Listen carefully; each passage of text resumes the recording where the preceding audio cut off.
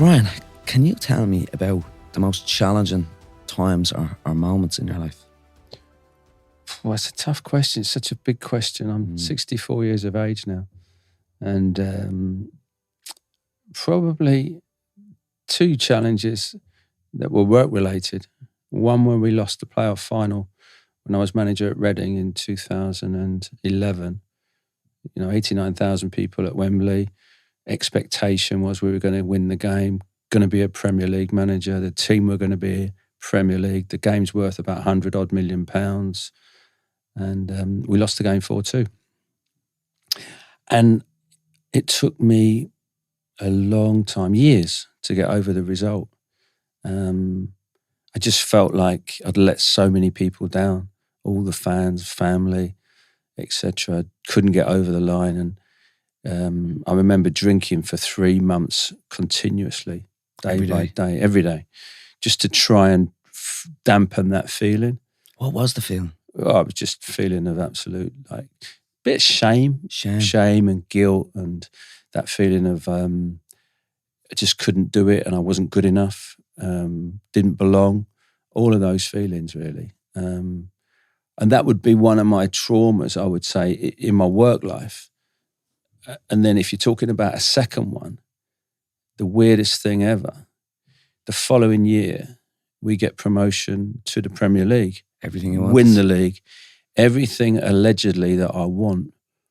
And I found that just as difficult. Wow. To deal with the success, the money, the fame, people taking pictures of you in pubs and bars, and people talking about you, and people saying, oh, what an unbelievable guy you are, and how good I was, etc., etc.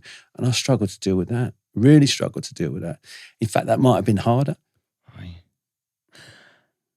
And were you struggling with the fact that, was it your belief in terms of what they believed and what you believed? Was it that sort of disconnect? Yeah, it was probably a disconnect.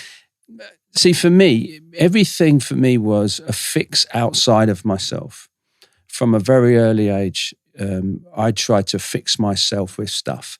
And I thought, if I could get that, and the pinnacle for me was, I got to a point in my life when I became manager at Reading Football Club, and I thought to myself, I know what's going to fix this void, this real hole inside me, if I become a Premier League manager. So the expectation was, and I'll never forget, we played Nottingham Forest in 2012.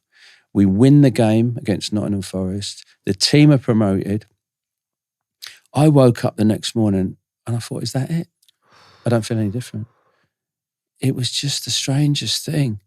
And it was that feeling of like, oh, what is going on inside me? Why don't I feel exhilarated? Why don't I feel the joy? Why don't I feel, and I feel what I'm feeling. And I just thought, and it's difficult to say that out loud because it sounds really, really ungrateful. But that's how I felt at that time. And people would come up to you and say, oh, I must be great, Premier League manager, and look how well you've done, etc., etc. And all I would say, yeah, it's great. Yeah, it's great. And I couldn't say to anybody and say, actually, I still feel anxious. I still feel like that little boy who wasn't good enough. I still feel maybe we could have played better football to win the league. Well, actually, you can only win the league once. Yeah. You can only come number one. You can't come, and we'd won medals and everything about the club and the money that came with it and the fame and all the drama that came with it. Yeah, it was great.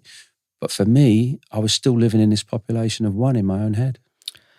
It's crazy. We've had Dr. Anna Lemke on this program, and she talks about like the dopamine pleasure pain balance, that when you experience pleasure, dopamine goes up, you feel exhilarated, but there's only one way down. It comes down, but it doesn't drop back to baseline. It goes below that and you feel even worse.